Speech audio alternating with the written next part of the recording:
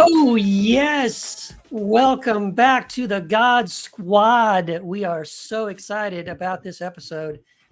Quick introductions. My name is Keith Giles. I'm one of your three hosts. I'm the author of the Jesus Un series, books like Jesus Untangled, Crucifying Our Politics, The Pledge of Allegiance to the Lamb, Jesus Unarmed, which has a great foreword by John Fugelsang, our dear friend John Fugelsang. And several other books. And I am joined by my co-hosts, December Rose and Dylan Neighbor Cruz. Say hi. What's up? Welcome back to the God Squad. I hope y'all tuned in yesterday too to the God Squad session on John Fugelsang's Tell Me Everything on Sirius XM Progress Radio 127. It's good to have y'all back. What's up, Beth, Care Bear, Judy, and Sin Torres? It's good to have y'all and all those who will be joining us. Thank you for tuning in yet again. What's up? And I'm Dylan Neighbor Cruz, the tattooed theologian, author of Go Golden and Theological Musings, Volumes 1 and 2. Volume 2 comes out on Election Day. Yeah, baby. And, Yes. and I might be a little salty tonight, so apologies in advance. But y'all get to hear why in a little bit. Yeah, we'll get to You that. always salty. You're the most seasoned white man I ever met in my life. I'm so glad. Oh, yeah, well. For other reasons saltier tonight. than a barrel full of fucking olives, so. Yeah, exactly. Judy, thank you. Judy says, great episode last night. Thank you so much.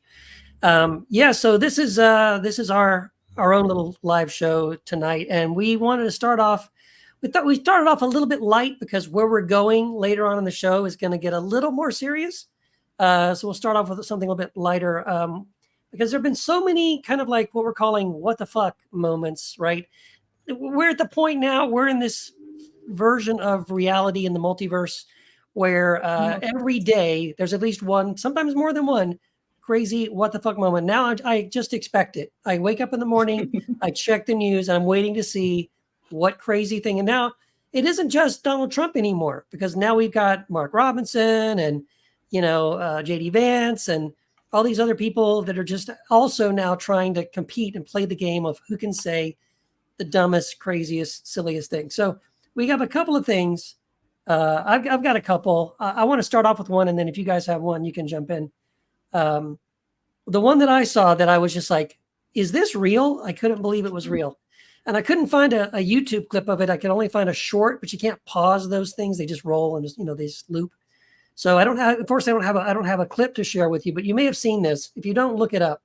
But Sarah Huckabee Sanders, right? She is the governor of Arkansas now, somehow. She was giving a speech. Yeah, exactly. Nepo baby. She was giving a speech and she literally said this. She said, "We'll make sure that a kid in the womb is as safe as they are in the classroom." What? Does she not know what's going on with kids in classrooms and safety? Yeah, read the fucking room, Sarah. Yeah, that was and there are no kids in wombs. Thank you. Yes. There are no kids in wombs. There are embryos and fetuses in wombs. Yes. Children are outside of the womb after they have been born, which after they have been born, there is no such thing as abortion either. Another previous batshit crazy thing that we've been dealing with lately. Yes. I do understand what she meant by kids in the womb, but the point that is so lost on it is our kids are not safe in the classroom. They aren't safe. Exactly. Yeah. So you don't really want either. You ain't caring about the safety of either one of them, and you sure in hell don't care about their safety after they're born. That's the point. Right. Yes, exactly. Yeah. Exactly. Yeah. So I don't know if you guys have any other. I only have one other thing that I saw that I was a little crazy this week. Well, I thought it was remarkably obtuse of a multi-time adjudicated sexual predator to tell the women of America that he's their protector. Yes. And I'm talking about Mango Mussolini, Tangerine Tito, the Orange Menace, Donald J. Trump, who has been adjudicated as a rapist. He has been credibly accused of raping a 13-year-old child, and 25 to 30-ish women have accused him of sexual assault. Yep. And this motherfucker, to borrow my friend December's phrase, is going to go around saying that he's the protector of women. I mean, Mhm. Orwell couldn't have thought of some shit like that. That's right. That's exactly right. Bonkers. Yeah, it is. It makes no sense whatsoever. I don't get it. I don't. Yeah, and I get just how these people are so that they're oblivious, right, to what they're saying. It was like a few weeks ago. Let's dipping back a little bit, a couple of weeks. But remember when JD Vance on television said that he really didn't think. Speaking of Taylor Swift, that he really didn't think that Americans really cared very much about what an out of touch billionaire, Celebrity. celebrity had to say about politics. Like, who are you talking about? Yeah. Okay. Depending on who you're talking about. Yeah. So it's stuff like that. Anyway, the other thing I saw that was just crazy was Donald Trump again. Donald Trump's now making another appearance. He literally said this. He was talking about the Tonight Show. He was kind of complaining about late night comics because Stephen Colbert makes fun of him and Jimmy Kimmel makes fun of him, and they all make all fun of them. All of them. They all make fun of him, right? That's he's such good. The comedy writes itself. It's exactly. Right? He's such great material. But so he said he was talking about the Tonight Show, and he said the Tonight Show should bring back Johnny Carson. And I don't know if they have that technology. If they do, I wish they would share that because there's other people I'd like to bring back as well as Johnny Carson, but I don't. He's dead. Does he not know that? He doesn't seem to understand that. Dead for a while now, like 25 years, something like that. I know, because he certainly talks about Hannibal Lecter like he's real. I was going to say, he talks about Hannibal Lecter like he's a real person. So does he not know reality? And he may not know. Yeah. Seriously, why not just bring back Ed Sullivan while we're at it? Since we're just going to start bringing back late night TV hosts and shit. Hey, I don't know about late night TV hosts, but if you're gonna bring back, you can bring back Martin Luther King. You could bring back Tupac. I got some people. You could bring back Whitney Houston. I got some folks I'd like to bring back if we resurrecting and carrying on. Exactly. I got some candidates. Bring back Prince. Bring back Prince. We get Prince to come back at a concert. It'd be great. Yeah, I got some people to put on the list if we just bringing folks back. Yeah. No. So Becky Payne's comment is dementia, and I'm like, yes. See, if Biden said this stuff. See, when Trump says it, we just laugh. Trump says it, and Biden can't even get a country wrong. He can't do nothing. Right. Imagine if Biden across a word. Yeah, imagine Biden's giving a speech and just offhand said, they should bring back Johnny Carson. You'd be like, oh my gosh, he's lost his mind. But it's the same. It should be the exact same for Donald Trump. He really needs to be. He has to take a cognitive test. He really needs to, because I don't think he's in his right mind. He gets a free pass on everything. On everything. He could just say anything. He really could say anything. It don't matter what you say. Imagine if Biden brought up a fictitious serial killer 10 or 15 times in campaign speeches. Yeah. And for what? Or sharks. Or sharks. And getting electrocuted in the ocean with sharks. Like, how are you putting these things together? Where does that story come from? I don't even get the point. That's right. Story. Laugh anyway. We're going to talk about that a little bit later on too. Yeah. George Carlin, I think a lot of things I would bring back. If you just bring back, George Carlin, the Wayback Machine, bring that, bring some folks back. Yeah. So NBC, if you have maybe Donald Trump knows something we don't know, that NBC has the ability to bring back, people from the dead who used to be on their show. I don't know, or maybe just means reruns. I'm not sure what he's talking about.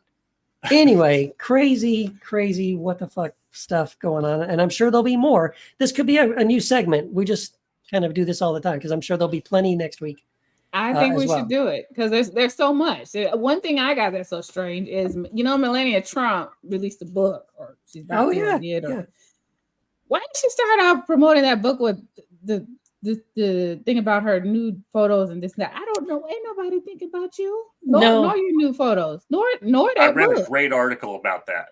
Really? What did it say? Because yeah. And what the basic hypothesis of the article or the thesis of the article was, behaviors for the elite are okay, but not for everybody else. So I can be free in my sexuality to pose nude, but not you folks.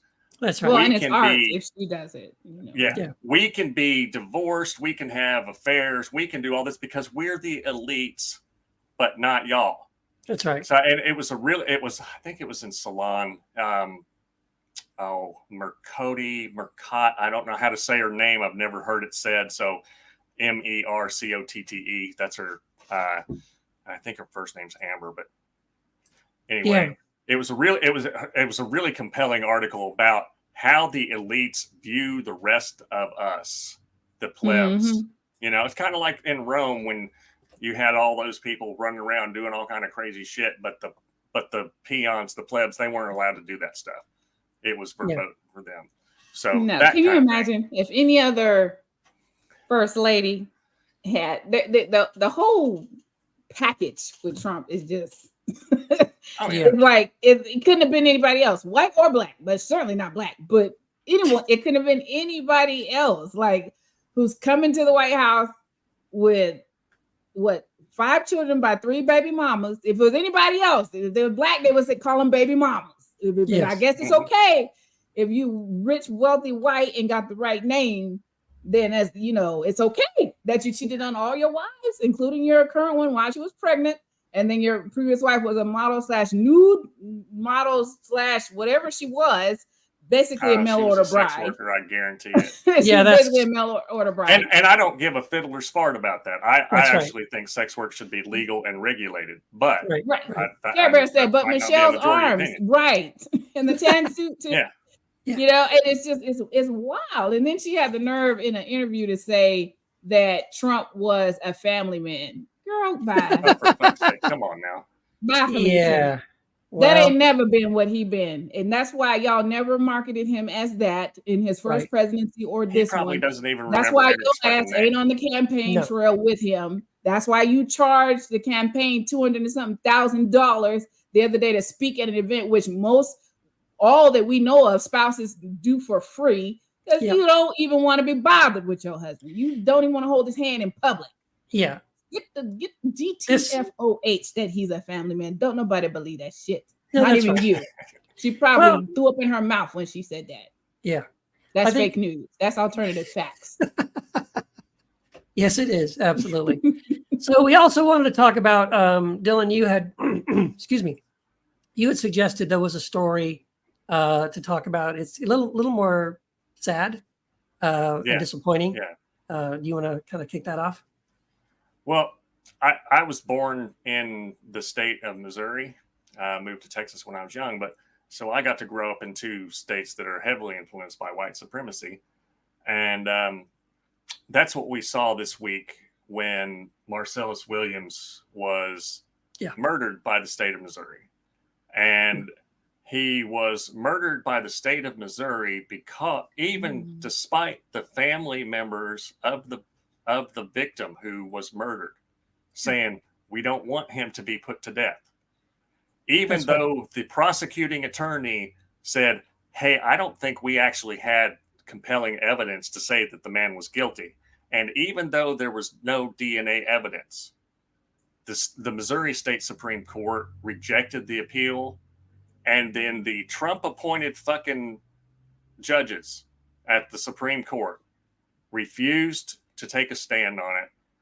The 3 liberal judges were like, no, we got to stay this execution. But the Roberts court said, no, we're not going to intervene. Yeah. So this was, as many people have said, a lynching. It really was. And I think the thing about the AP article that covered this story was really good. I mean, it covered the whole thing. And the thing, because I only knew a little bit of the story, but the AP article went into a lot more detail. As you said, again, the family of the victim said, and this is a quote, the family, meaning that the family of the victim, defines closure as Marcellus being allowed to live. His execution is not necessary. And yet, after the execution, the attorney general says, now the family can finally have peace. It's like, no, they told you that this would not bring them peace, and you did it anyway. And then when you look at, like you were saying, the quote unquote evidence, at first it's like, well, wow, there's a witness, and okay, his girlfriend says, that she saw him with these things, but then they also realized that that there was a $10,000 reward, that the girlfriend and this other guy that he shared a cell with, who claimed that he confessed, to him in the cell, that they wanted the $10,000 reward. So that puts some doubt on their testimony, because other than their testimony, there is no evidence, right? Like you said, there's no DNA evidence or any of that. And I saw some other things that said that multiple witnesses recanted their testimony. That was not in the article, though. So, oh wow! But it was reported that that multiple witnesses recanted, but they didn't have DNA evidence. So the other thing, that's the thing. Yeah, and that's true. But here's the other thing: Marcellus Williams was a black man. He has the right to be tried by a jury of his peers. There was one black man on that jury, one, and there were other. Sorry, go ahead. They kicked off 6. There were 6 others that they wanted that were kicked off. Yeah. Yeah. And one of them was because he looked like he looked too much like Marcellus murdered by the state. Yeah. What? How can that even be a criteria for it? I know. Yeah. That's so stupid. He looked too much like him? Yeah, I don't know what that even means. I mean, that sounds like what does that even mean? You know, like because he's black and they all look alike to you. I don't know. Right. That's wild that they would even allow that to be a criteria to dismiss a juror. But you know, I'm not surprised by that. It's just crazy that they allowed it, but I'm not surprised by it. It's so sad. This is one reason why I'm against the death penalty, because it disproportionately impacts Black and brown minor people of color. And you can get all the way up to the electric chair or the injection, knowing that you didn't, and the world knowing that you didn't, and the powers that be deciding that you still need to die, because that's better than admitting that they were wrong, better than uncovering all the secrets that got you there and kept you there, better than paying you a settlement for imprisoning you and sentencing you to death wrongfully. And I believe that's this case in this situation. And who can even imagine how many lives have been terminated before there was the Innocence Project and different things like that. You know, I think about the 50s, 60s, 70s, 80s. How many lives? Because unfortunately, the Black or the brown man is usually the scapegoat. Let's just find somebody to pin this on, the easiest target. And the easiest target is usually a person of color. Easy to convict, easy to get a jury to convict, you know what I'm saying, for whatever reason. Coerce people into giving testimonies that are not true. And it's unfortunate. That's why I'm against the death penalty. And also, it's amazing to me how many people are pro-life, but also pro-death penalty. You can't be pro-death penalty and say you call yourself pro-life. Yeah. And before I want to say something else about that, but I just want to say something. But we do want callers to come on the live with us on the show. If you have a question or a comment that you want to ask the squad, if you want to play Stump the Squad, you have a question for us or something like that, we'd love to talk to you. If you do, use the link, which we'll post in the godsquadpod.com, and you click that link and you get backstage, please respond to the private chat when our producer asks you what your question is, and be ready to jump on. If you don't respond or you don't have a question that we know what your question is before we bring you on, our producer is he's just going to boot you off. So Melissa, you're waiting backstage right now, so please respond to the chat, or the producer's going to have to just let you go. You can't just hang out in the backstage, basically. She says she's gathering her thoughts. Thank you. All right, thank you, Melissa. And, so I just to that end of the death penalty, we were talking about. There's people, you cannot be pro-life and pro-death penalty. I don't think you can. At least I'm not. I'm as a person who follows Christ, I'm not. Even if I wasn't a Christian, as a person who values life and a person who is acutely aware of the disproportionate discrepancies and inadequacies of our justice system, I can't be for the death penalty. Who knows? God forbid it's a family member or my son at the other end of that one, because somebody said they saw him somewhere where he was not, with not a shred of DNA evidence or anything else that puts him there, but some person that just wants to get the heat off of them, or somebody that's being coerced by some thug police in a room. I can't be for it. Yeah. And remember, in Matthew 5:38, Jesus says, y'all have heard about this eye for an eye thing, but I'm telling you, do not repay evil for evil with force. Yeah, that's for right. evil. So Yeah. you can be a Christian and follow Jesus, or you can just say, nah, I don't, I prefer the Old Testament. And then you can Yeah. just stop saying that you're a Christian, in my And that's opinion. totally fine. I just wish they would do one or the other. What drives me insane is when they say, no, I want Jesus, but at the same time, I want to do things and say things and stand for things that go completely against That are everything anti-Christian. Jesus stood for. It's like I was watching this the documentary called Bad Faith the other day, and a great documentary. And they showed footage of the insurrection on January 6th, and all these people holding Christian flags and Christian symbols, wearing Christian shirts, carrying pictures of Jesus with a MAGA hat on and stuff. Like, look, if you love Donald Trump, then just go for Donald Trump. But don't try to say you want Jesus and Donald Trump. Like, those two things don't go together. I'm sorry, they just don't. And I know there's plenty of Christians that think, well, no, Keith, what are you saying? Of course, like, no, you really can't. You know, that guy, James Tellerico, that he's a Texas, amazing guy, a Texas congressman. I saw a clip the other day from him, and he was talking about how amazing it is that evangelical Christians and Trumpers, right? They basically abandoned Jesus, although they're still trying to hold on to him, but they've replaced Jesus with Trump. And he said, the funny thing is, Trump is the absolute opposite of Jesus in every way. Jesus was poor, Trump is rich. Jesus was humble and meek, Trump is bragging all the time. Jesus ran away from crowds, Trump is constantly bragging about how big his crowds are, right? It was like he just went down the list, and it's like, yes, it's exactly right. And the way John Fugelsang says it is, you know, we're not saying that Trump is the Antichrist, but Christ is the anti-Trump. If you look at Jesus, Jesus is the opposite of everything that Trump is and Trump stands for.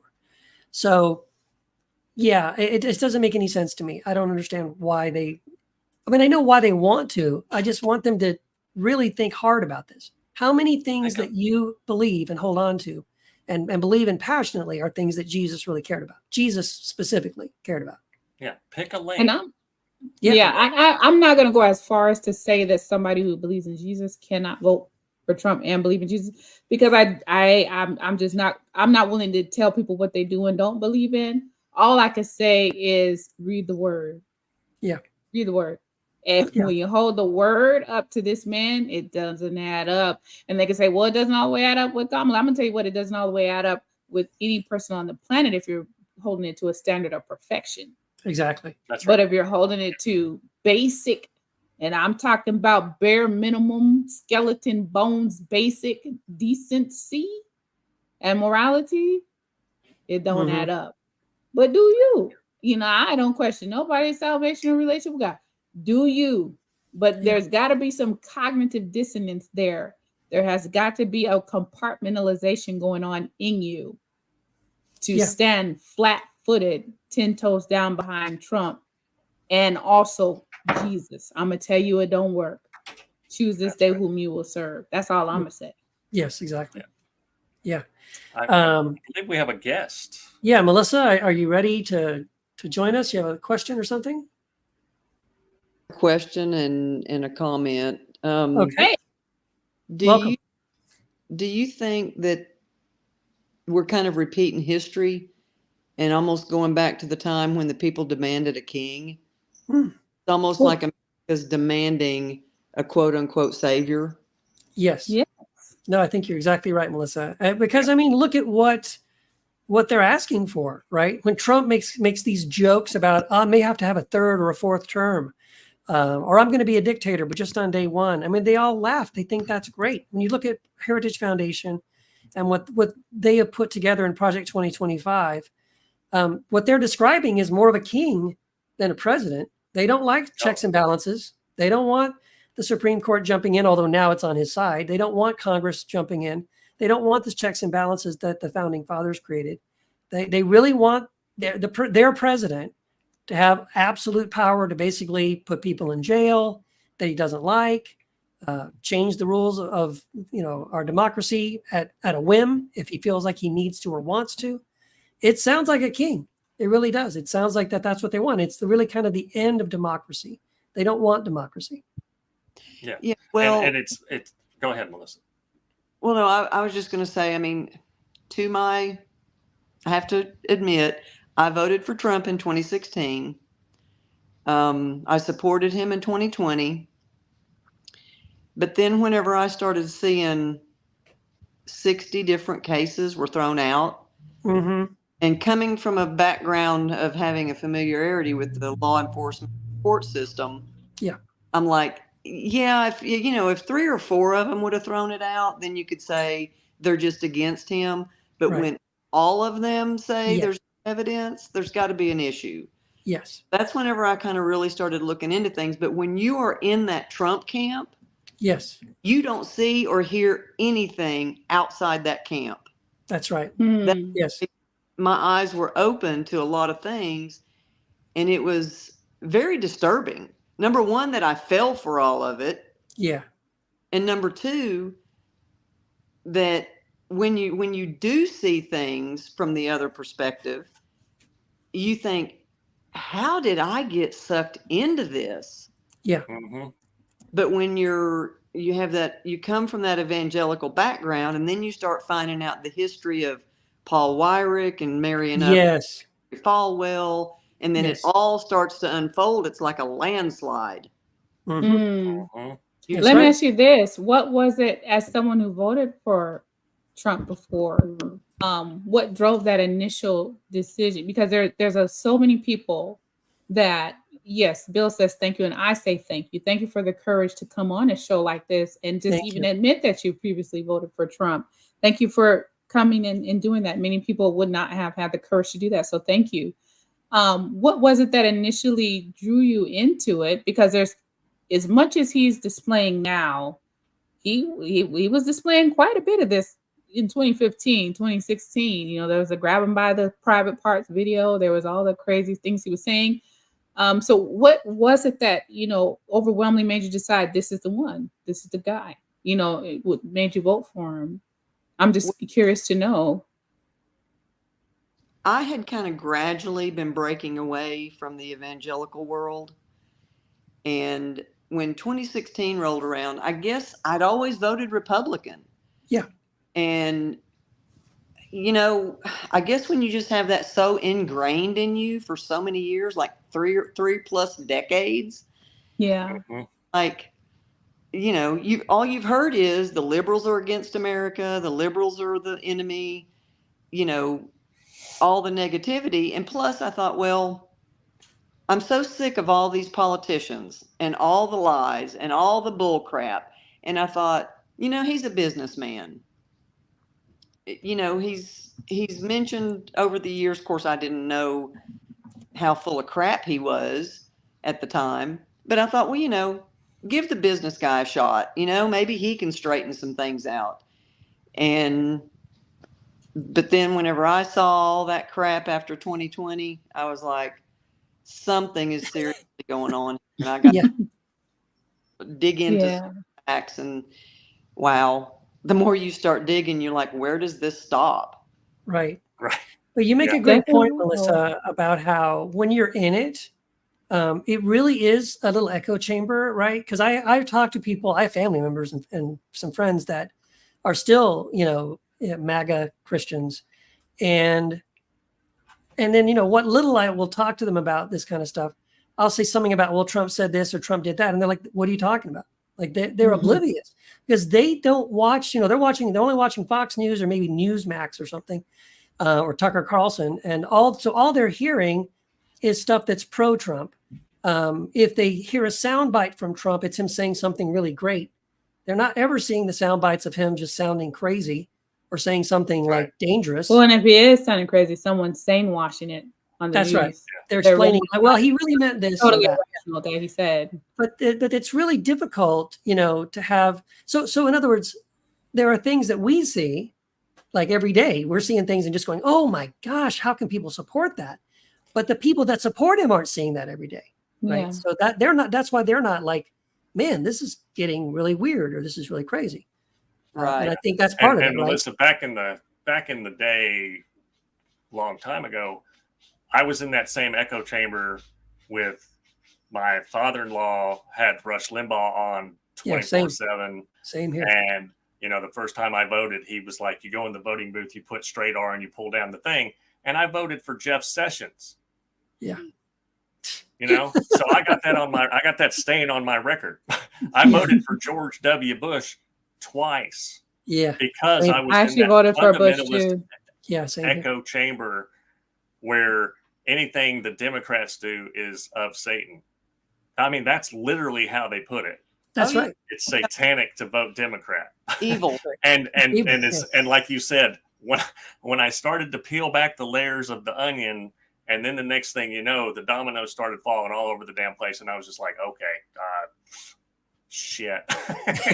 It's very destabilizing. Yeah. To realize that that your entire worldview, you're being gaslit. You're being gaslit, and the house was built upon the sand, so to speak, to use a biblical metaphor. Yeah. Right. So for you, Melissa, it was the fact that he claimed it was stolen. He claimed he had all of this evidence, right? And they were saying all those things about the voting machine, the Dominion voting machines, and they were in on it. And it was a plot. And then so when you started seeing that one after the other, all these state courts are throwing out these cases. And again, in many cases, the courts that were rejecting Trump's lawsuits were judges he had appointed, right? Or they were Republican judges. Right. So the idea that there was some conspiracy, it didn't make any sense. Like, how could anyone buy this idea that it was a conspiracy? Like, you're telling me then that Biden, who isn't the president, found a way to get in with all of these different judges because he knew in advance he was going to have to, and even Trump judges, and he convinced them somehow to, go his way. All of them, all 60 something of them, right? Right. It just doesn't make any sense. Well, and two, I live in Georgia, and so Georgia was a hot button. Oh yeah. Mm-hmm. Of the need 11,780 votes or something like that. That's all I need. You just got to find them. Yeah, can we find them? Yeah, well, and there Kemp, who is a Republican, and Ratzenberger, they were both saying, "What are we supposed to do? You lost Georgia." Yeah. Yeah, we can't find the votes, sir. They're not there. I'm sorry. That's right. You lost. And who were supporting, they were just rhinos. Yeah. But, for somebody who was a Democrat up until he decided to run for president, who's the real rhino? Exactly. Well, and look, there you go. He is also pro-choice up until he decided. Exactly what. That's exactly right. Well, look, I mean, so Dylan, Dylan and I both were, that was my background too. I was Rush Limbaugh, straight ticket Republican, member of the NRA. I voted all of that stuff since I was the day I was able to vote, and so. Realizing that, like, Trump comes along and he wins the Republican nomination and almost immediately starts changing the Republican Party to where it is now. Like, we just had the Republican unrecognizable now. It's unrecognizable. Like, they call it the Republican Party, but it's not. If I was still a Republican, I would think I would still be looking at this and going, this isn't the Republican Party.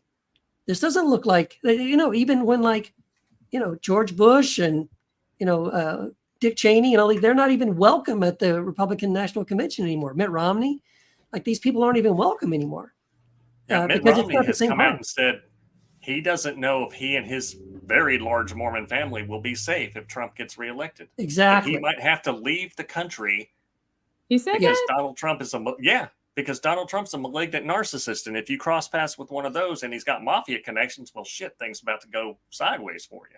Wow. And the Supreme Court just handed him immunity as president. So if he's president, he can go after his opponents, political opponents. That was even specifically said. You can go after. Well, and imagine us never needing to create or discern or decipher the laws where immunity is concerned until Donald Trump. It was never necessary. That's right. We never had to ask those questions. Because the one that came even close, he just resigned when they found out he was wrong and did all this crap. He's like, I'm gonna bow out. But imagine even needing the court to say whether or not you could be immune from crimes in office or not, just because of this man. And then putting people in there to make sure that they back you up with your bullshit with the law. You know what I'm saying? I have a question, Melissa, and then we gotta move on. And I want to thank you again because, man, girl, for coming on. You just have the courage to come on here. What was your thoughts around January 6th I have to ask you, what was going through your mind on January 6th when it became evident that this man was not for the first time in American history, for the first time in American presidential history, we were not going to have a peaceful transfer of power? You know, on January 6th, when all that transpired, I was still kind of in the, what's going on, because Mhm. all these places were saying we've checked, we've counted, we've recounted, and at first I thought he's just wanting to get the people down there to do a peaceful protest. Right. And I actually thought that was what was going to happen. I thought they were going to go down, make a ruckus, make a ruckus as in tear stuff up and beat up the police, but go down and say, we don't agree with what's going on, stop the steal, whatever their complaint was, and then it was going to go away. Yeah. Right. And I guess I was still kind of in that, I mean, I hate to say it, but I guess I was still kind of in that denial phase. Yeah. Because he was trying to separate himself from all the people who broke into the Capitol and did all that they did. I was still thinking, you can't hold him accountable for what that group of people did. Mm-hmm. Just wouldn't be able to hold, Biden or Harris or whoever accountable if they held a rally and then see some of these crazy people did some stupid stuff to make it look like it was a part of them. That's kind of where I was on January 6th. Yeah. But as those court cases started unfolding and you started finding out what their affiliations were, this, that. And they've actually planned a lot of that. They had planned all this stuff ahead of time. Yeah. Yeah. I mean, it's just, I'm still peeling back the layers. Like Dylan said, it's just like you've got an onion and it just seems like you're never It's a never-ending onion. That's right. And it's just, well, I guess in this case, a never-ending orange. But there you go. Well, as we get ready to move on, what is your word? And thank you again. What's your final word? What word do you have for those that are now getting ready to vote as we ease up on another election day and the choices before us? What's your word to people who, like you, are coming out of the mist, coming out of the fog, coming down from the high, rather? Yeah. And now the reality is setting in, and they still may not. And I'm not saying that you have to vote for Kamala. I'm not telling anybody how to vote. Let me make sure I'm making that clear. But what's your word? What's on your heart to say to people who are in it? I suspect there are millions in the same situation that you're in who voted for Trump and are now in a place of reality where they're trying to figure out which way to go. Right. What would you say to them? Wow. What's your thoughts? And if you're like, I don't know, you don't have to tell them what to do. You don't even have to tell them how to vote. What's your thoughts about working their way through the process? What would you say to them? Well, this is the way I look at it. It's very hard to break away from what you've been programmed to do all of your life. Yeah. There's no doubt about that. But when you step back and you just kind of have to look at it like you're looking into someone else's front room window, and you're looking at this argument between this candidate and this candidate, and you're not a part of it. You're just observing from a distance. Yeah, you have to step back and you have to look at, first read Project 2025. Yes. You know, read is, and it's kind of hard sometimes whenever you're just a common person and you're not a lawyer to decipher what they're trying to say, but just really read it and think about it. And then just read the Sermon on the Mount. Oh, amen. Ask yourself as a whole, which of these two parties is trying to do the things that resemble most like our Creator intended for us to resemble. Yeah. Not perfectly. I like that you said most like, because no one's going to get it all the way right. That's right. And politicians make promises they don't, they intend to keep, but cannot. That's Right. exactly right. Because there's the how it's broken into 3 branches. We got the Congress, we got the Senate, and unless all those things line up and unless all the stars align, you can't get done everything you want to do. That's right. So not Right. perfectly. I'm glad you said most align. Thank you. Yeah. Yeah, and Yeah. you know that both parties have issues. Yes. That's right. America's a mess, and you can't deny that. But It's like calling the Grand Canyon a ditch. yeah, yeah. But like I said, when you step back and you look at things, you have to ask yourself which of these parties is for all people, not just Yeah. a certain select group. Mm-hmm. Yes. Which ones are trying to do the best? Yes, the economy's not the best right now. Will it stay that way? No. Look at the ebb and flow Right. from That's go back right. 4 years. It goes up, it comes down. It goes up, it comes down.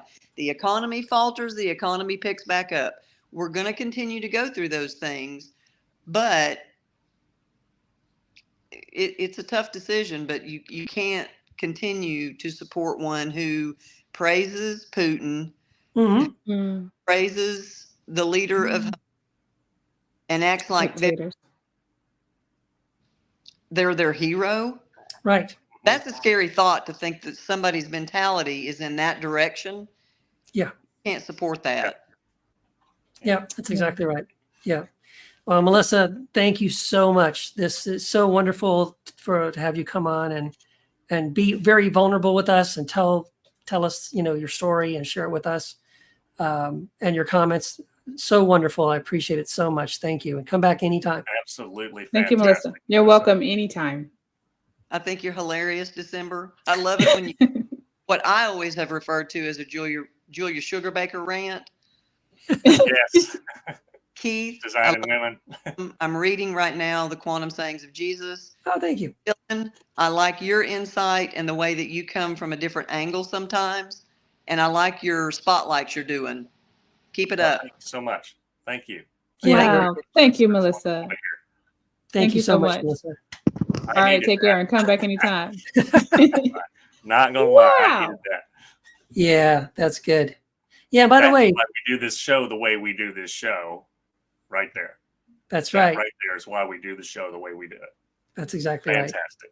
Yes. And I want to say this. Listen, you don't have to think like we think or vote like we vote or agree to come on and to have something to say. We're going to be respectful of you and of your time. As long as you're respectful, we're going to be respectful. Okay. Yeah, we ain't going to disrespect you. We just kick you out the show if you give it too sideways. But you would just click that little button and just send you on into the digital abyss. But, you know, I just want to thank Melissa for having the courage to come on and say, I voted for Trump, not knowing how that would be received. Yes. But we're not here to ridicule or debase or demean anybody. Yeah. I'm just glad that she woke up to the reality of Trump. And the most important thing she said was read the Sermon on the Mount. There you go. That's if you're a Christian. If you're not a Christian, I would say still read it, because read it anyway. the moral principles apply. That's right. The morality and human and basic decency is universal and transcendent of all religions and beliefs. You know, yes, that's where the golden rule's at, y'all. That's exactly right. Yes. Hey, before we jump to our next segment, I have to real quick make an announcement. This is really cool. So we have a couple of the next couple of weeks. We're going to have some very special episodes of the God Squad. So mark your calendars. Next Thursday night, we will be joined by a special guest host, John Fugelsang, will be with us on the show next week, October the 3rd, and October the 10th. We will be joined by Lisa Sharon Harper. She is amazing. We've had her on the Heretic Happy Hour a couple of times. So many times she's almost a guest host there. But she's going to come on October the 10th. So October 3rd, John Fugelsang. October 10th, Lisa Sharon Harper. We have some other people we're lining up as well for some special interviews and guest hosts coming up for the God Squad. So we'll be making those announcements in the Facebook group, godsquadpod.com. If you're not a member of the Facebook group, head over there and join the group. So there you go. And then I think, Dylan, I think we're ready for your segment, right? Yeah. So the fundamentalist fuckwittery this week was going to be brought to you by Albert Mohler, but that's going to be next week because of what happened about an hour and a half before the show. So this week's fundamentalist fuckwittery, and I don't have a video or any graphics because I'm shooting from the fucking hip tonight, is brought to you by for-profit healthcare.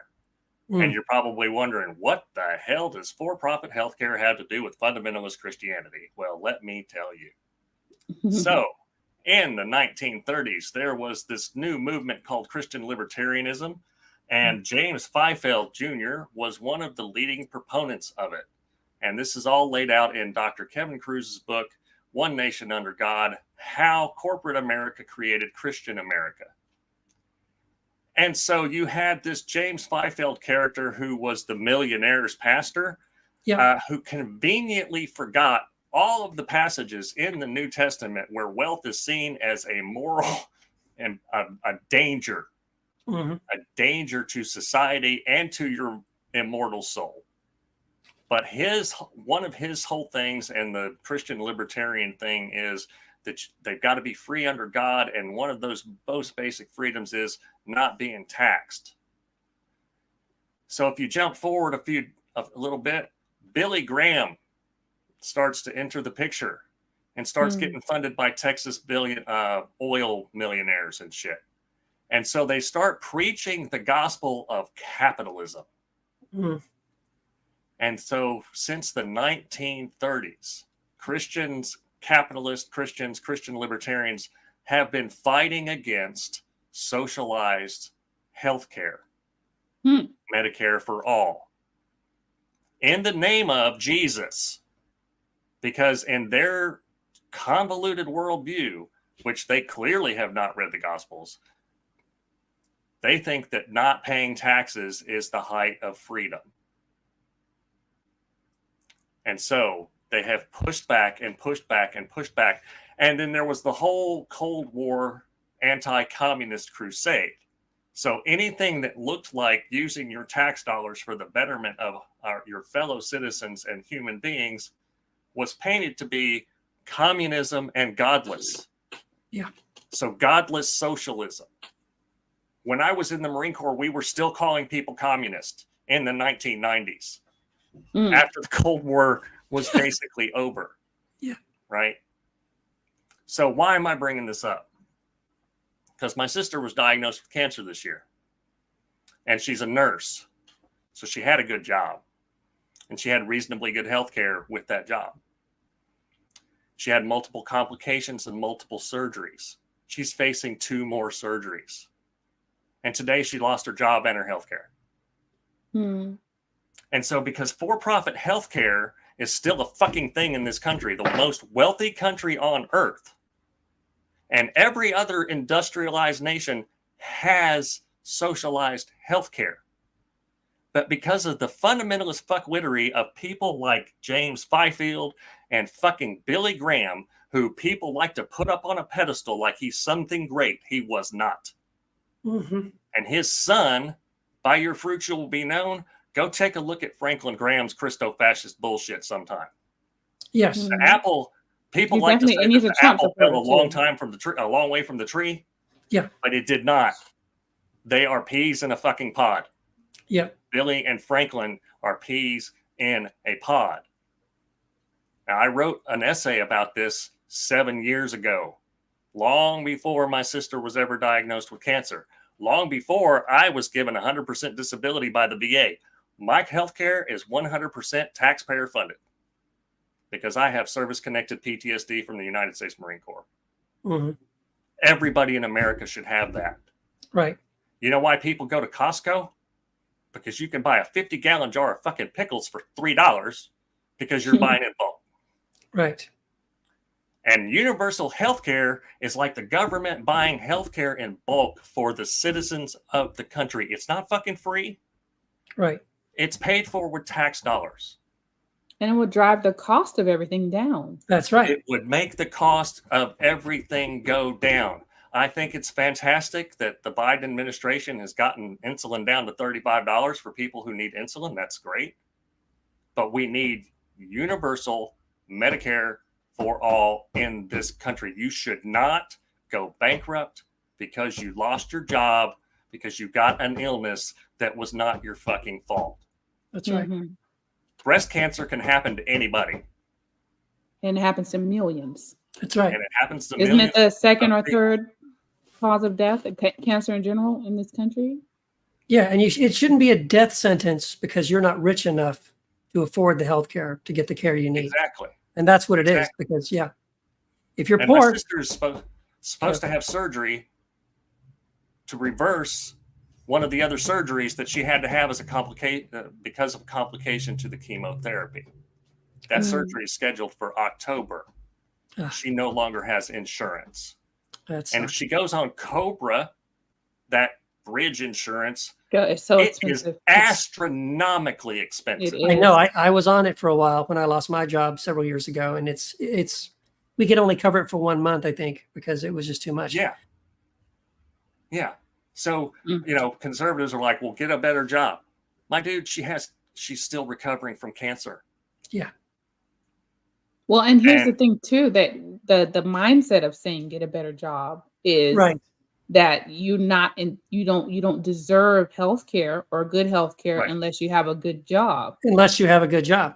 So if you don't have unless you had a job, unless you had a good job. Because when you have something like cancer, them bills gonna rack up. So being gainfully employed is a death. If you're not, is a death sentence, right? We're just basically saying if you're not good enough or smart enough, have a good enough resume or whatever to get a really good job, then oh well, you get sick. Because it turns healthcare into a status symbol of privilege rather than a right. I mean, I have a good job. I'm paying $600 a month. I don't know anybody else paying for me and my 2 kids. About $600 a month, almost $300 per pay period in health insurance. Not everybody could afford that. Not everybody can afford that. That's a pretty big price tag for a lot of people, $600 a month. And if you add, thank God my kids are not in daycare anymore, because that was almost $800 a month. And that starts to add up, and you start looking like you about to be one paycheck from the street. That's right. Families are just one paycheck from being homeless. That's the reality. That's why we have a homeless problem. That's what the Republicans love to do. They love to put people in these categories like deserving and undeserving poor. I don't see anything like that in the words in red. No. And I don't know who needs to hear this, but the first 5 chapters of Acts are about as close to communism as you'll come in the fucking ancient world. Exactly. People, when you look at tithing and look at what they brought, they talk about the 10%. It's deeper than that, but if you look through that, they was bringing upwards to 30%, and they was bringing the crops. They were bringing all of it, and when Ananias and Sapphira didn't bring all of it, they dropped dead. Right? Yeah. It's right there. Well, they lied. That's what it is. I think of I'm glad you brought that up, because I think about the Republicans, not all of them, but in general, with the Ananias and Sapphira thing, where they're acting like, this is where the guy snatched the breath out their body. It wasn't the amount that they gave. It was that they were acting like they were doing something they weren't doing. Yeah, it was because of the deceit. Because they said we sold it and we brought all of it when they had held back a portion.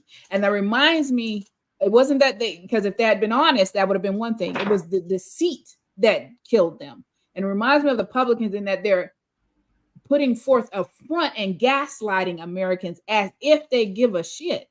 They don't give a damn. Right. And that is because if you did, your policies would show. You say you pro-life, you don't give a damn. You say that you're all about family, JD Vance, you don't give a damn. Because if you did, your policies would line up with the bullshit coming out of your mouth. If you did, maternal leave would be obligatory. It would be a law, even paternal leave for that matter. If it did, childcare would be affordable. If it did, I could go on down the line. Yes. You don't care how these kids get taken care of after they get here. You don't care about whether a 12-year-old can care for that child after it's born, or whether even the parent can care for the 12-year-old who's caring for the child. You don't give a shit. Right. And that reminds me of Ananias and Sapphira. It wasn't that they sold and brought a portion. It was that they lied. They was fronting, what they call in my community. They was fronting. They was putting on a front like they was doing something that they wasn't doing. That's why the life was snatched out of them. Stop fronting. And that's the GOP in a nutshell right there. Yeah. They're fronting and acting like they're pro-life. And pro-life would be having a universal health care system. You cannot tell me that in 1969 we went to the goddamn moon, but we can't design a healthcare system that covers every person in the United States, regardless of ability to pay. Get the fuck out of here. And get all the way out. These Christian libertarians, there has a long, strong streak of white supremacy. James Fifield praised the John Birch Society. Go look up the John Birch Society. Those people were fucking crazy. Racist, crazy people. So that's what we're dealing with. And that's why this week, the fundamentalist fuckwittery is brought to you by every Christian who has pushed back against universal health care. And I'm fucking pissed about this. Yeah. Thanks for bringing it home, Dylan, because it's something we know about, but you know, when you have someone that can actually speak about it as a personal thing and a real story, I think it helps make millions more real of people for like my sister in America. That's right. Right now, exactly today. Right. Yeah. Today, going through exactly the same thing. Might lose her house, might lose her car, might not ever get another. All of these things. Yep. Please God, none of that shit happens to any of them. But that's the reality right now in these United States. And it shouldn't be. We got $900 billion for fucking weapons. Yeah, that's exactly right. I mean, my wife Wendy and I were talking about this just the other day about how stupid it is. Like, it makes no sense that a country like the United States of America is spending close to, 70, 80% of our GDP building weapons. We already have the biggest military the world has ever seen. We have soldiers and bases on every continent on the planet. We're every year putting billions and trillions of dollars to Lockheed Martin and Raytheon and all these companies to make more and more weapons and bombs and missiles and tanks and all these things. Sometimes they're building weapons that the Pentagon is saying, we don't want it. And they're building it anyway. We don't need it. We don't want it, but they're building it anyway. And you think about it, all the billions and trillions we're spending on these weapons, and we're funneling all this money to a handful of these weapons contractors. I mean, this is money that if we would stop doing that, because really at this point, I think we got everybody else beat. We're way ahead of the next 10 nations. Miles right. ahead. We're so far beyond. So we could pause that, right? We could afford to pause that, and it wouldn't even make a big dent, right? And we could start spending money on healthcare, on education, on infrastructure, on mental health systems. I mean, things that are broken, things that really do need to be fixed. But it's like no one will ever bring that up. Not a Democrat, not a Republican. No one will dare challenge this, right? But that's the bottom line. The reason why we say we can't afford it, is because all the money we have, all the taxpayer money we have, is going to a handful of those military contractors, and then there's no money left over for things like this for the American people. Lies of Republicans. Yes. And here's another thing, and I know we got to move on, but you mentioned about the about the insulin and them having brought that down to $35. I remember the scandal some years ago I think it was about the EpiPen or something like that. The pharma bro, he got in trouble for that.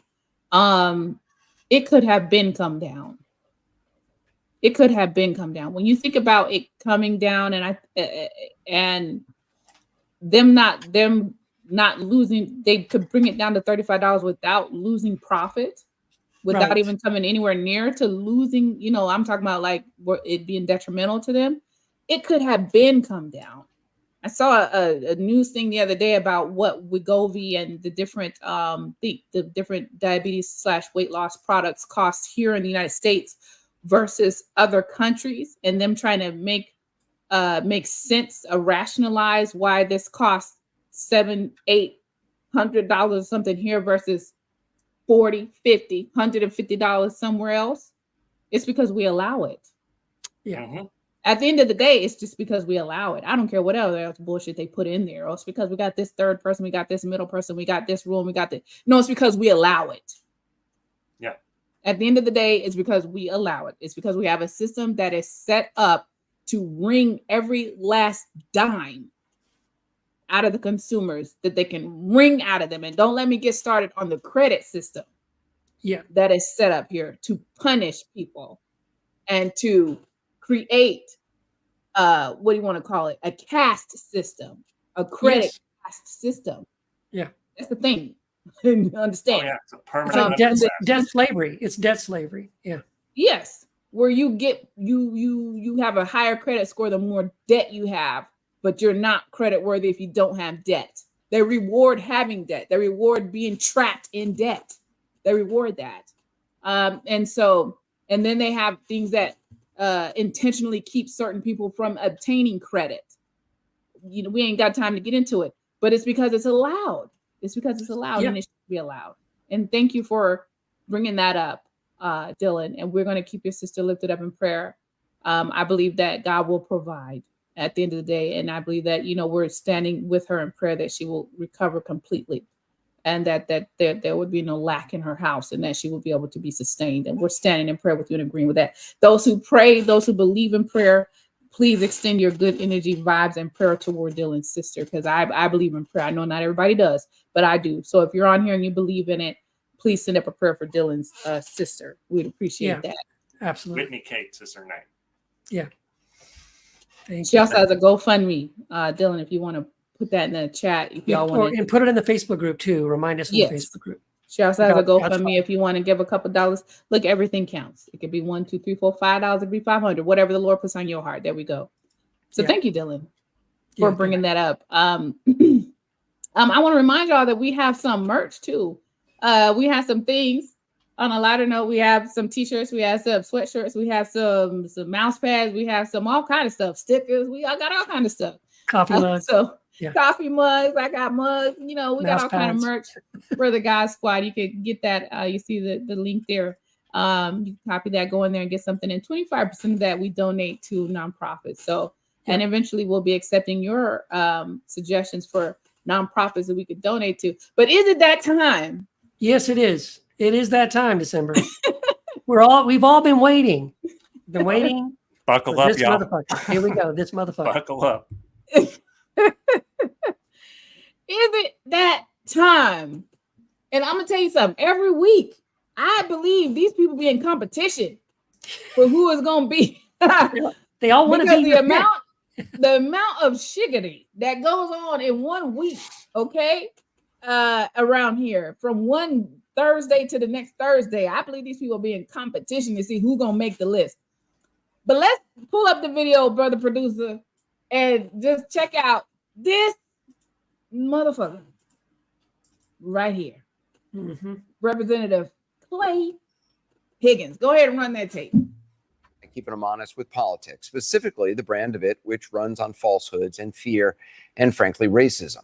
The latest example, Louisiana Republican Congressman Clay Higgins, this guy. Now, he doesn't have much of a record of accomplishment in the House, but today he certainly got noticed. This is what he posted on social media.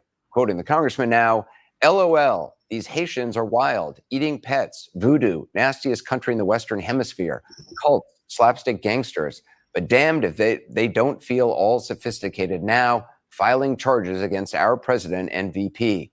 All these thugs better get their mind right and their ass out of our country before January 20th. So a couple things to unpack here. Voodoo, by the way, is a streaming service that's owned by Fandango. He obviously meant the religion voodoo. More importantly, he is slurring an entire country and everyone from that country, men, women, and children, people who are in this country legally and Americans of Haitian descent. He seems particularly riled up that a Haitian American organization would have the temerity to have taken legal action. Damned if they don't feel all sophisticated now, he tweeted. Well, late today, he took down that tweet, and House Speaker Johnson said that Higgins regrets the post. He was approached on the floor by colleagues who said that was offensive. He went to the back. I just talked to him about it. He said he went to the back and he prayed about it and he regretted it and he pulled the post down. That's what you want a gentleman to do. I'm sure he probably regrets some of the language he used, but you know, we move forward. We believe in redemption around here. Yeah, he went to the back and he prayed real hard about it and he regrets it. Nevertheless, House Democrats brought a motion to pull up that first slide. This, y'all say it with me. This motherfucker. We're gonna practice again. Everybody ready to go. 1, 2, 3. This motherfucker. There you go. You gotta put a hot sauce. You gotta put some peeps on there. You know what I'm saying? First of all, he took the post down, but I'm gonna follow up with that because he meant what he said. And there's two people that I want to cover this week who said some shit, and somebody tried to walk it back. Either they did, or in this situation, Speaker Johnson did. But they meant what they said, and they said what they meant. This motherfucker said these Haitians are wild. Now, when he says Haitians, that's the whole country. Eating pets, voodoo, like you said, that's a streaming service he put there. Nastiest country in the Western Hemisphere. Cult slapstick gangsters, but damn if they don't feel all sophisticated. Now, you know what that means? For those of you who are not familiar, that means, they're uppity. Yeah, that's right. These uppity Black people filing charges against our president.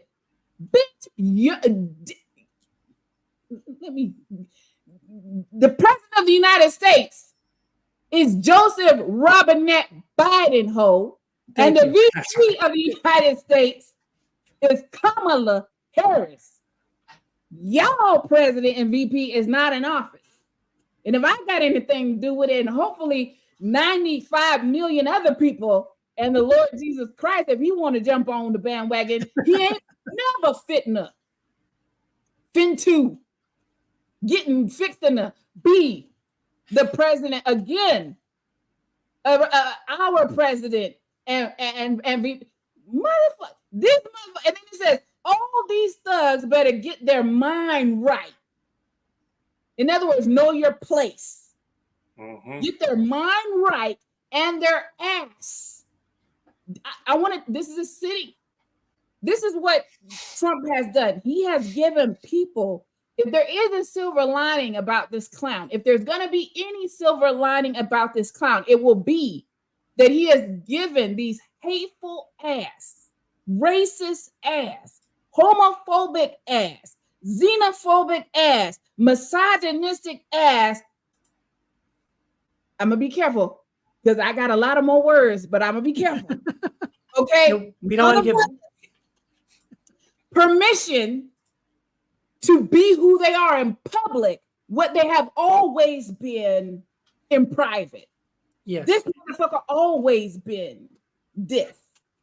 But he has felt, and many feel both in public office and in the citizenry, feel empowered to be the filth in public that they have always been in private, to say things in public that they have always said in private, to say out loud things they have always thought to themselves and said always in circles of people who agree with them. This ain't no surprise to anybody. If there's going to be one silver lining about the Cheeto Jesus comb over Caligula, as my boo John Fugelsang would say, it will be that he has given permission for these ugly ass motherfuckers to say in public what they've been saying in private. This is who they are. This is who they are. And my honorable mention, if you saw that up there, was Janet Jackson. Now, you probably would have never thought that Janet Jackson would find herself in this motherfucking handbasket. But alas, she is there. She was interviewed earlier this week or late last week. And this honorable mention decided that she would say, in answer to a question about where the direction of the election, no one asked her about anybody's race. No one asked her about anyone's ethnicity. No one asked her about any of the candidates' daddy. So I want to let you know that this response was completely out of context, uncalled for, and unasked for. She said, I haven't watched the news in a few days. I was told that they discovered her father was white. want you to pull up the neck and listen. I grew up listening to her. I grew up trying to get the hand thing down from Rhythm Nation. Y'all remember the Rhythm Nation thing? Oh, yeah. I grew up listening to all that. I grew up idolizing her. She's an amazing entertainer. She's an amazing singer. She's an amazing actress. All that stuff set aside, she's landed in this motherfucker realm this week for this bullshit. Because in the year of our Lord, 20 and 24, Google is free. It's too much information out here for you to be talking about. You haven't watched the news in a few days. You ain't got to watch the news. Have you looked at your own child? Have you looked at your own cousins? Have you looked at your own nieces and nephews? Your entire family is full of mixed race children. You are damn near a white woman yourself, thanks to plastic surgery. Let me back up. I didn't mean that. Well, I kind of did, but I kind of didn't. This is Kamala's daddy. I'm showing you pictures of Kamala's mama and Kamala's daddy. Understand? I don't know who said that he was a white man, but they lied to your ass, and I don't believe you believe the lie. But here's my thing. If you don't got shit to say that's productive and constructive, keep your motherfucking mouth closed. Because open up your mouth talking about they said and they discovered and I heard is unhelpful, unproductive, and indeed destructive in this season of these United States. And now your black ass has gone on record about another black woman and her black father talking about they said and I heard. You too late in the game, pushing 60 years old to talk about they said and I heard on a topic that's too important for this country. Put that picture back up there. I don't mean to boss you, brother producer. Put that picture back up there, please. I want you to look at this picture and I want you to tell me if you see any white person anywhere in these pictures. Nope. I'm super white. I don't see no white people. Nope. Other than us on the corner there on the side, but in the picture, no. In the left-hand corner, you got a black man holding his mixed race daughter. In the middle top, you got an Indian woman, East Indian woman that is in a picture with her black husband, her Jamaican black husband. In the far right corner, you got a picture of a black grandmother holding her grandchild. In the bottom picture, you got two mixed children who look like 97.9% of any other mixed baby girls in this country. In the middle of the picture, you got this Bill Withers looking motherfucker with an afro. An afro. Who happens to be Kamala Harris' daddy. How in the entire fuck do you bring your mouth, your regular mouth, to say they said and I heard? Google is free. It's free. Information is free. And in the right-hand side, you got a picture of Kamala Harris and her Howard University sisters or sorors in this picture. And she looked like any other black woman looked in the 90s. The haircut and all of it. Get the fuck out of here. It's too late in the game and it's too important for you to be talking about they said and I heard. When you could be completely informed. If you look it up and do the research, your damn self. You can pull that down. So this motherfucker this week is that racist ass Clay Higgins, who, yes, did take the post down, but then went on CNN later. And when he was asked about it and confronted about that, he said, it's not a big deal to me. It's like something stuck to the bottom of my foot. Just scrape it off and move on with my life. That's what he said. Oh, he said it's all true. He said, I can put up another controversial post tomorrow if you want me to. I mean, we do have free speech. I'll say what I want. In other words, he took it down because it got controversial, but not because he prayed to God or heard anything about God. His condition didn't change. His heart condition didn't change. His thoughts and feelings toward Haitians as a whole entire country, saying that all of them are into voodoo, doing drugs and thugs, and all of them need to get their ass out of our country. Those that are here legally. So he's saying all of them, whether legally or illegal, need to get and they need to know their motherfucking place. None of that changed. I don't know what God he prayed to. And I don't know what God any of them pray to. And they call themselves Christians, but I don't know what God they pray to, and I don't know what Christ they follow. But these motherfuckers don't know God, and these motherfuckers don't follow Christ. That's what I do know. And as it concerns Janet Jackson, black ass, if you don't got something productive to say, don't say shit at all. Because you're teetering on ruining your whole legacy on some bullshit. And for what? For this motherfucker Trump? And last time I checked, most of y'all, or if not all of y'all, were Jehovah's Witnesses. Y'all don't vote any motherfucking way. So if you're going to weigh in on it, at least weigh in on it with some truth. If you can't weigh in it truthfully and honestly, then shut the fuck up for real. Yeah. If you're going to vote for Trump, stand 10 toes down on that shit and say, I'm voting for Donald Trump. Don't put propaganda and bullshit out in these streets. Just say, I'm voting for Trump. You don't owe anybody an explanation. You don't owe anybody an apology. You ain't got to lie, Craig. Just say that. Don't put misinformation and disinformation, and don't be a black parrot for white supremacy. Don't be a black parrot and a black face for white lies that's being told about black people. It's too much truth. It's too much information, and Google is free in the year of our Lord 20 and 24. Don't be this motherfucker. And I still like your music, and I'm still probably going to listen to your music. But you done pissed me off, and you are the honorable mention in this week's This Motherfucker, because it is what it is. Yes. And Clay Higgins could kiss the business end of my black ass. And that's what I got to say about that. Yeah, now, thank you. Today I learned that Clay Higgins owes over $100,000 in back child support. Well, surprise. So that motherfucker is just across the board. Just, yeah. Awful.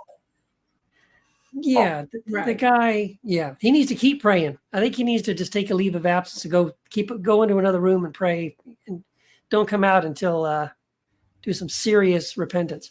And we talked about this last night on John Fugelsang's show, that, you know, that he posted this thing, and according to Speaker Mike Johnson, he prayed about it, and I'm sure he feels bad about it. And then he prayed about it, and then he took it down. And then what did he say? We're all about redemption here.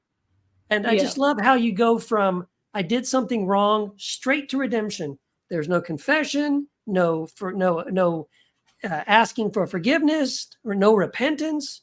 It's just redemption. And then, of course, we know that's bullshit, because, like you said, he goes right back on CNN immediately, like, oh, I'll say something worse. I'm not sorry. No, he ain't sorry. And watch, he will say something again. I promise you. Give him some time. He'll say it again. He'll say something like that again. Because that's said what he meant, and he meant what he said. That's right. That's exactly who he is. That's right. And Mike Johnson needs better fucking friends. Because he yes, said, he does. Clay Higgins is a dear friend of mine. A dear friend. You need better friends. Yes, you do. Yes, you do. Oh, my real God. Quick, before we move on, I want to deal with something real quick. And Matt, you can put those things in there. We're this show is long today. And my apologies. We are going a little bit long. That's okay. My rant being a little bit long. On the Janet Jackson thing, real quick, I'm going to hit this real quick, and then I'm going to get off of this rant, I promise. There's an issue with one of the things that she said before, it getting at her father, them finding out that her father was white, which is a lie. That's crazy. Ain't nobody said that. And whoever did say it was lying when they said it, and she knew they was lying when they said it. So for her to repeat it is just dereliction of duty, as far as I'm concerned, and foolishness on purpose. But it has trying to Trump and the powers that be trying to separate Harris from her blackness, trying to put this out there. You got to ask yourself why that is, because they know, for the same reason they tried to do Obama like that. They know that she has a lot of black people that are gonna vote for her. So they feel like if they could divide black people on whether or not she is black, maybe they could pull away some voters. And some people are taking the bait. Yes. The same people are taking the bait. And I think the issue is when someone says, well, she's not black. Clearly she's black. But I think when some people say that, well, she's black and she's Indian, because, you know, you can be both. Like you can be black and Arab, you know, like Janet Jackson's son. who growing up in these, if he's growing up in these United States or anywhere else, is just going to be seen as another black man. Okay. Yep. But I think the issue is many, not all, but many black people equate blackness with the struggle and the legacy of slavery. And if you don't have the legacy of slavery and didn't grow up in the struggle in the United States, you're not black. That's bullshit.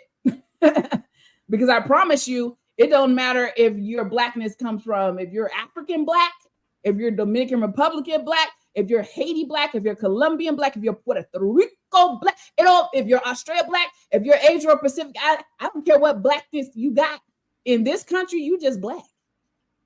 You just black. And black is not an ethnicity. It's not even a nationality. It's a social construct. And so for somebody who understands that, which I'm sure Janet Jackson does, that whole Rhythm Nation album was all about justice and this and that and the third. For someone who understands that, and this is why it bothers me so that that there's any black people that are on this bullshit tip about her not being black. The one drop rule, and I got some links and videos for y'all to watch, and you can Google it. Google is free 99. Look it up. The one drop rule is a social rule that states anyone with any amount of black ancestry is black. This is the United States. It's also known as hypodescent. I'm gonna read a little something for you, and we're gonna move on. It has its roots in 1662 Virginia law that addressed the treatment of mixed race people. The rule was formally codified into law in the 20th century. Okay, with the I'll come back to that. The Tennessee being the first state to do so in 1910, followed by Virginia in 1930. Other states passed laws in between. Now, I want you to listen to this real quick. The one drop rule classifies people as black if they have any African ancestry. Any.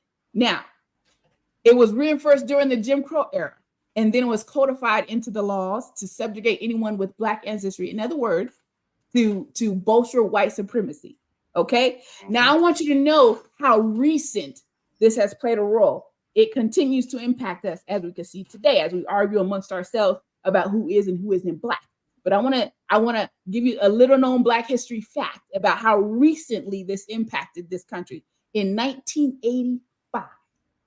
How old are you, Dylan? 52. 52 and looking good. How Good clean living. How are you, Keith? I am 50. Let me see, 57. He's so old he can't remember, y'all. I gotta think. I gotta remember. Well, how old am I? I'm 43. I was born in 1980. 1985. A Louisiana court ruled that a woman with a black great-great-great-great-grandmother, I gave y'all 4 greats, grandmother, could not. This is 1985, y'all, for thinking that we're so far removed from every goddamn thing that has to do with race. Okay? 1985. I was 5 years old when this ruling came down. I was graduating from high school in 1985. Where were you at in 1985, Dylan? I was 13. 13. 1985 ruled that because this woman's great-great-great-great-grandmother was a black, she could not identify herself as white on her passport. In the case of Jane Doe, be the state of Louisiana. The case involved Susie Phipps, who was denied her passport because her birth certificate stated she was colored while she indicated that she was white. The court ruled that Phipps' race could not be changed because the evidence showed that her birth certificate was correct. And the Louisiana Supreme Court and the U.S. Supreme Court declined to review the case. Now, I'm giving you that information for all of you who believe that we're so far past it and we're so far beyond it. And all this was so long ago. Let me remind you that Ruby Bridges is alive today and is on Instagram. Ruby Bridges. Yeah. She's alive and has an Instagram account. If you don't know who that is, you look her up too. So all this. They won't know who she is because you can't talk about her. Books That's about Ruby Bridges have been banned in schools.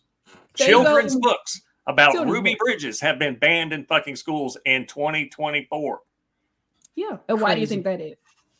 I know they why. want to I talk don't about the integration of schools and what she went through and had to be protected by the National Guard so she could go to school as a child. I think she was first grade or something like that. Yeah, 6 years old. Yeah. White people screaming at her and bloody murder. Spitting at her and Spitting, all that stuff. Her life was under threat.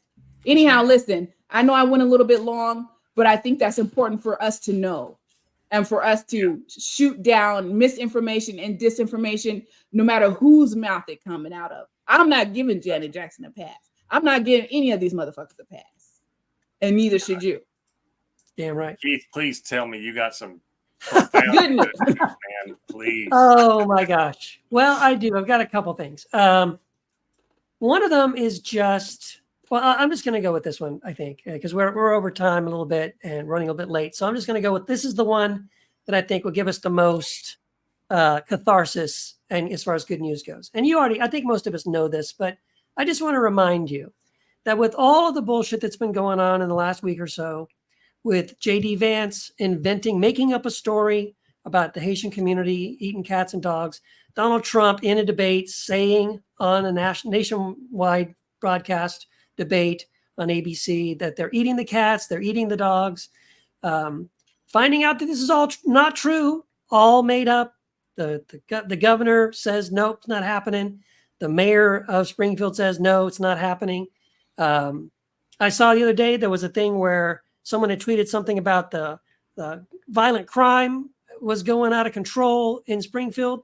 And the police chief responded to that and said, hey, by the way, in the past couple of years, yes, the crime rate has gone up, the murder rate has gone up, but not a single one of those are related to anyone Haitian. The Haitian community is not connected to any of those murders. I was like, okay. So, J.D. Vance admits he made it up. The mayor is asking him to stop. They're asking them they won't stop. They just keep repeating it.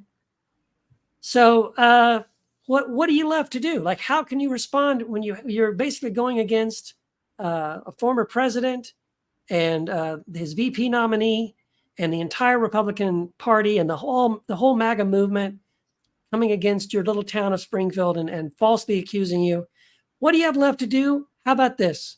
A Haitian group in Springfield, Ohio has filed criminal charges against Donald Trump and J.D. Vance because what they are doing is criminal. They have admitted that they know it's a lie. They have been told that there are bomb threats and there are death threats against children, against government employees in the city of Springfield. They know that they're creating that kind of, havoc and trouble for people in Springfield. And by the way, not just the Haitian community, everybody in that community feels threatened. And so, hey, you're going to do the crime, you better be ready to do the time. I think that is very good news. And so criminal charges have been filed by this Haitian community, this nonprofit, and more power to them. I hope this actually goes a long way to either shutting them up and getting them to go ahead and publicly say they were wrong and apologize. And if they won't, and if they're going to keep going, file criminal charges.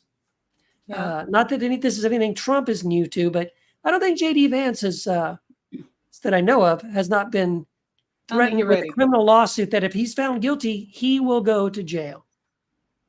And Julie Lilly has a good comment. She says, we need our media to actually report truth and put an end to this garbage when these liars are guests. Instead, they let the lies just sit there and move on. That irks me to no end. Yes. They will have somebody on and they'll just tell a flat out lie and they will not check them. They'll just be like, okay, that was commentary, move on. You need to call it out when they say it.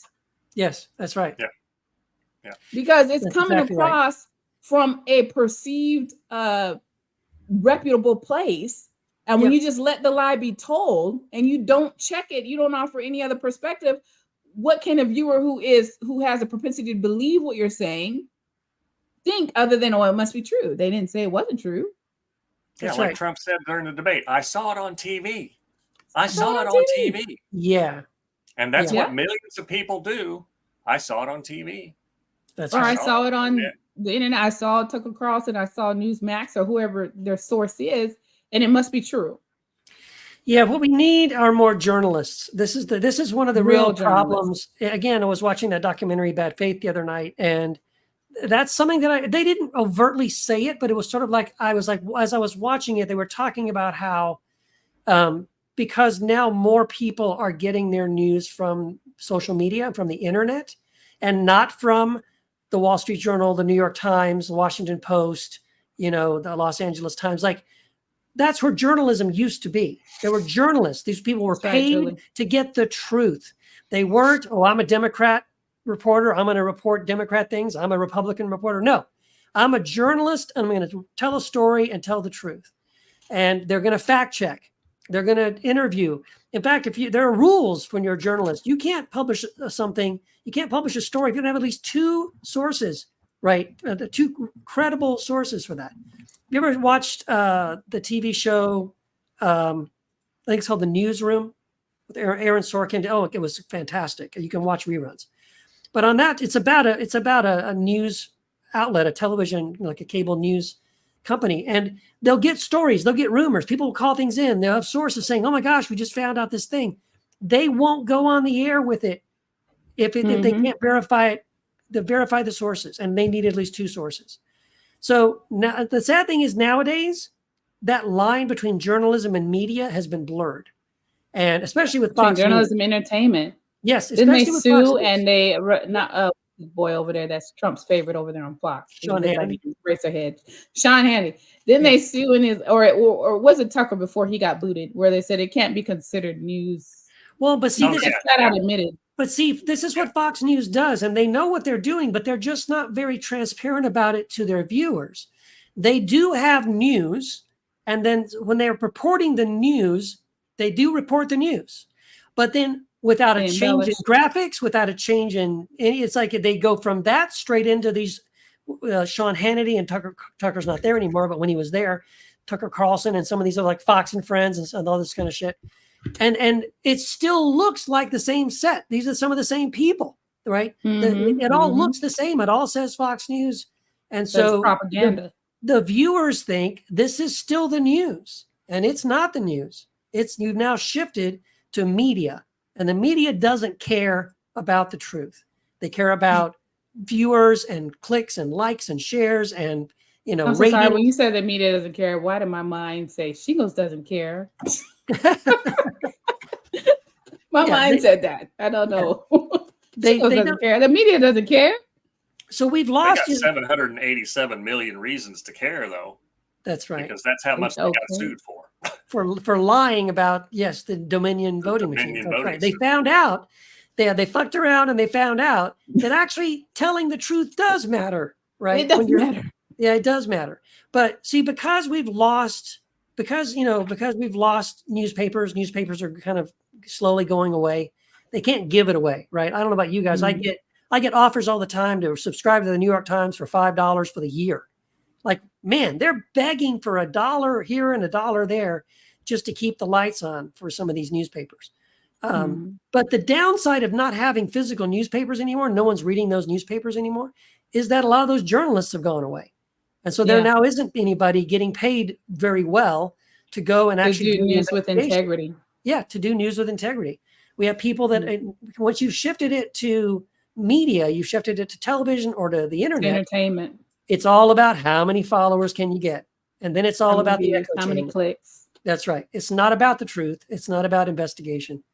And those people don't have any desire to do that. So that's the sad part of it. But I'm just glad that there is criminal charges have been filed, and hey, if they have to, go all the way. Go all the way. Yeah. Go all the way. And my whole thing is the thing is, no matter what the outcome is, this is good because it gets to expose the fact that they knew it was a lie that they told. Because the trial, everything will be public, and they'll have to admit that we knew. They have to admit to the meetings. They have to admit to talking to those people that are the officials of Springfield and finding out that was a lie before the debate. That's right. So all that stuff is going to be made public, whether or not they win or not. The good thing is that they get exposed. That's exactly right. That's exactly right. Well, this has been a fantastic show. Thank you all for watching. Thank you for Thank you again, Melissa, for that call. Thank you for coming on Thank and you, sharing your Melissa. story with us.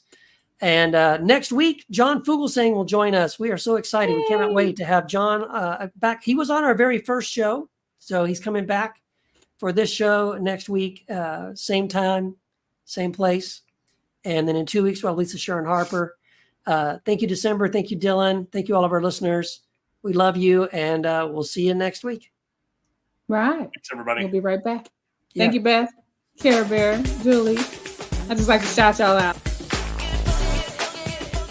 Love our theme song, by the way. Thank you to our brother producer, Matt. Thank you, Matt. Behind the scenes, making it happen. Thank you, Judy. Laugh anyway. That's right. That's right.